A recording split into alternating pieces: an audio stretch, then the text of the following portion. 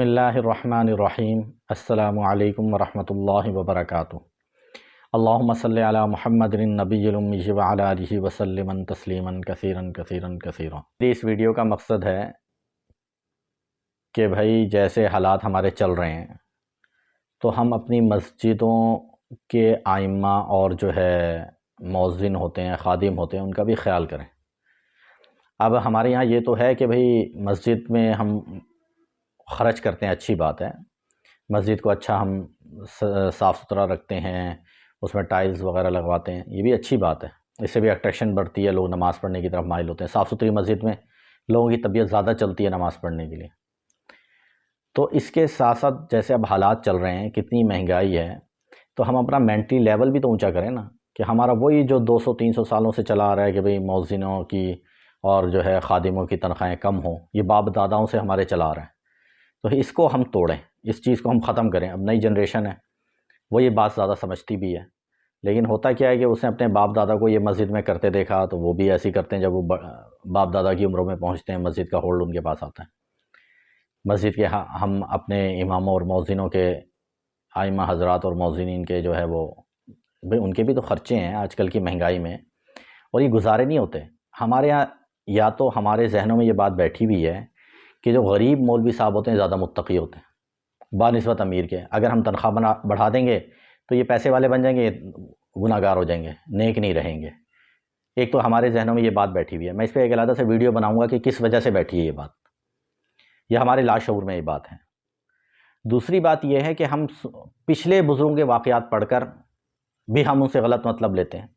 پہلے کی غربت اور طرح کی تھی، آج کل کی غربت اور طرح کی ہے۔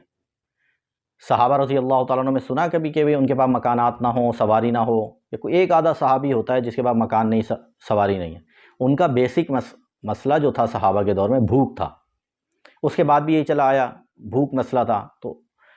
تو رہائش تو کیونکہ زمین بھی نہیں خریدنی پڑتی تھی اور میٹیریل بھی نہیں خریدنے کی ضرورت، وہیں سے مٹی جمع کی، گارا بنایا، گھر بنا لیا، زمین کی کوئی مالیت ہی نہیں تھی، لوگ زمینیں تھوڑا خریدتے تھے۔ اور سواری کا مسئلہ اس طرح حل ہو جاتا تھا کہ کسی نے اگر کسی کو ہدیہ بھی کر دی سواری، ایک مولوی صاحب کو فرض کریں کہ امام صاحب کو کسی نے گدھا یا گھوڑا ہدیہ کر دیا، اب اسے انہوں نے پیٹرول تو نہیں ڈلوانا، اب وہ کیا ہوا، نماز پڑھنے آئے، اگر آدھا گھنٹہ انہیں لگا تو آدھا گھنٹہ ان کا گدھا گھوڑا جو ہے وہ چر لے گا ادھر ادھر، اور چرائے گاہیں اس دور میں زیادہ بھی تھیں تو وہ پیٹ بھر لے گا۔ لیکن آج کے دور میں اگر کوئی مولوی صاحب کو، مسجد کے مؤذن کو یا مولوی صاحب کو، امام صاحب کو کوئی موٹر سائیکل دے دے، اب یہ تو نہیں ہے کہ وہ کہے میں چلو آدھا گھنٹہ 1 گھنٹہ مسجد میں جا رہا ہوں، نماز پڑھاتا ہوں، اتنے میں موٹر سائیکل اپنا پیٹ بھر لے گی۔ ان کے لیے اس سے بڑا مسئلہ اس کا پیٹرول افورڈ کرنا بھی ہے، اور سواری تو آتی ضرورت میں۔ جو 5 چیزیں ضرورت کی ہیں، جو انسان جن کے بغیر زندگی نہیں گزار سکتا، اور جب رزق کے اندر آتی ہیں، رزق کے اندر 5 چیزیں: کھانا پینا، کپڑے، مکان، بیوی اور سواری، یہ تو ہیں ہی رزق۔ ایک بندے نے دعا کی اللہ مجھے رزق دے، تو گویا کہ اس نے 5 چیزیں اللہ سے مانگ لی، رزق مکمل ہی ان چیزوں کے ساتھ ہوتا ہے۔ تو ہم اسی غربت کا لیول ہمارے دماغوں میں ہے، اور آج بھی ہم اسی پہ چل رہے ہیں۔ تو ہم کہتے ہیں کہ بھائی وہ ان کا تو خالی روٹی وغیرہ تو پوری ہو رہی ہے۔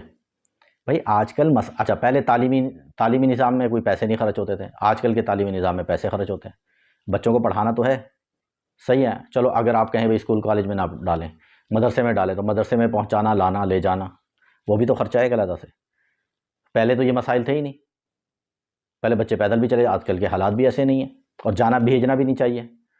تو آج کل کی غربت بدل گئی ہے، آج کل مسئلہ ہے سواری نہیں ہے، سواری کا ہونا ضروری ہے، اس کے بعد اس کی مینٹیننس ضروری ہے، گھر ضروری ہے، اور تعلیمی نظام کے لیے خرچہ ضروری ہے۔ کیونکہ میں یہ کام کرتا ہوں، مجھے پتہ ہے کہ لوگ تو آج کل کہتے ہیں بجلی کے بل بھر دیں ہمارے۔ اب آپ کہیں بھی بجلی تو آسائش میں آتی ہے، بجلی آسائش میں نہیں آتی ہے، ضرورت میں آتی ہے۔ لوگوں کی موتیں واقع ہو جاتی ہیں بغیر بجلی کے۔ تو ویڈیو لمبی ہو جائے گی، میں اس کی تفصیل میں کیا جاؤں کہ اگر کسی کے گھر پنکھا نہیں چلتا، موٹر نہیں چلتی، اس کی زندگی گزارنا مشکل ہے، محال ہو جائے گی اس کی زندگی۔ اب ہمارا آج کل ہمارا اور کیا اس کا نتیجہ کیا ہے؟ دنیا کی غربت بدل رہی ہے، لیکن ہماری مسجد کے کمیٹیوں کا جو مینٹل لیول ہے نا، وہ نہیں بدل رہا۔ وہ کہتے ہیں جی ایسے گزارا ہو جاتا ہے۔ مسجد تنخواہیں کتنی دے رہے ہیں؟ 11,000۔ مجھے ایک مؤذن سے میں نے پوچھا، میں نے کہا بھائی، کہہ رہا مجھے 15 سال ہو گئے اس مسجد میں، اور تنخواہ کتنی ہے 11,000، 7,000 پہ رکھا تھا، یعنی آپ نے اس کا مطلب ہے فی سال 1,000 روپے بھی نہیں بڑھائے۔ 15 سال میں چلو 1,000 روپے بھی اگر ملازم کو رکھتے تو آج 15,000 اس کی تنخواہ ہونی چاہیے تھی۔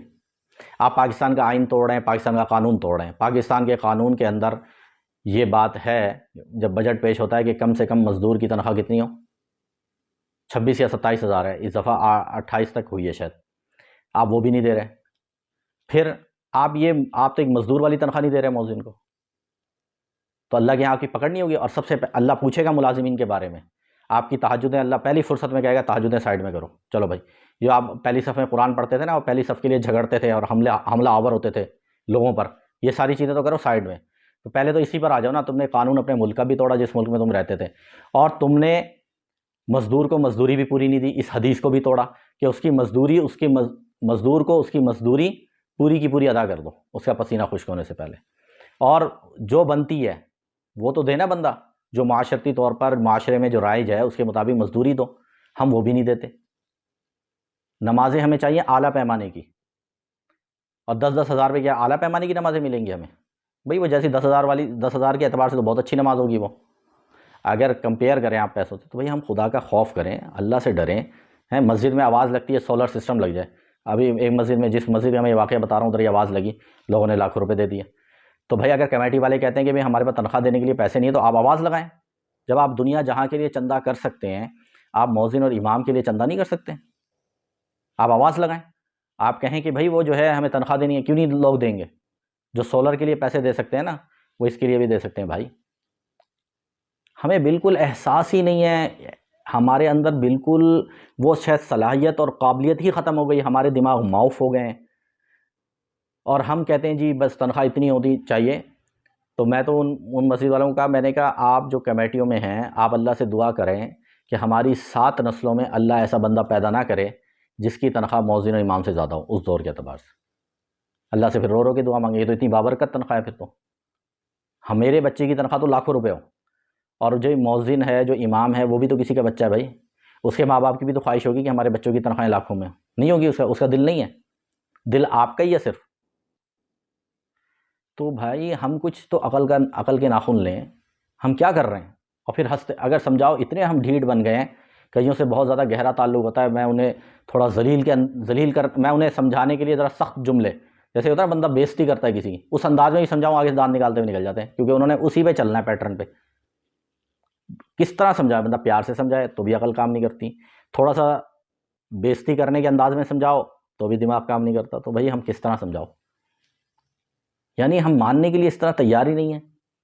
تو میرے بھائیوں دوستوں بزرگوں، ہم تھوڑا سا خیال کریں، مسجدیں ہمارا اللہ کا گھر ہیں، اور مسجدوں کا حق ہے تو مسجد کے ملازم کا بھی حق ہے۔ یہ ساری چیزیں جو ہیں ہم اس کو دیکھا کریں، اللہ پاک اس پہ عمل کی بھی ہمیں توفیق عطا فرمائے، اور آپ لوگوں کو بھی توفیق عطا فرمائے۔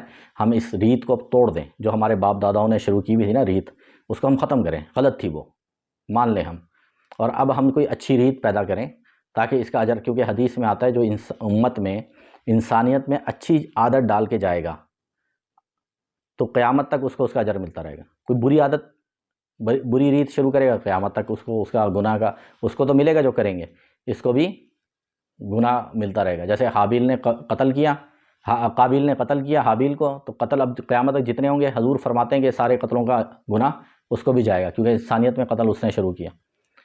تو یہ جو ہے ہم اچھی عادتیں پیدا کریں، اللہ پاک اس میں مجھے بھی عمل کی توفیق عطا فرمائے، آپ کو بھی۔ سبحان ربک رب العزت عما یصفون وسلام علی المرسلین والحمد للہ رب العالمین۔